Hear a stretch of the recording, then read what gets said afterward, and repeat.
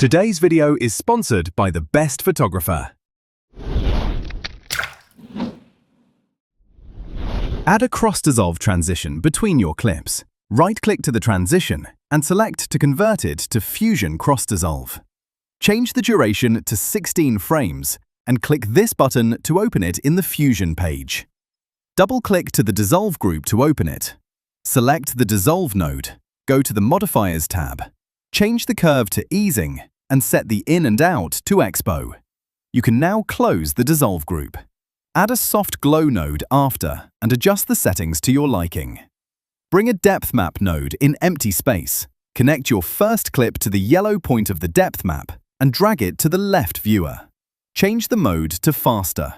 Open the Isolate Specific Depth menu. Activate the isolation box. Right-click to the target depth slider and select to modify it with anim curves. If you want, you can play around with the tolerance slider to adjust the mask animation to your liking. Bring a bitmap node in empty space and connect the depth map to the yellow point of the bitmap node.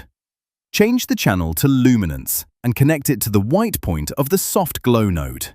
That's the setup to make this transition. Of course, you can experiment with adding different effect and use the same depth mask to keep the idea of the transition. If you are a super pro editor, you can use the star wipe transition in everything. But if you are looking for some creative transitions and effects, you can buy my pack.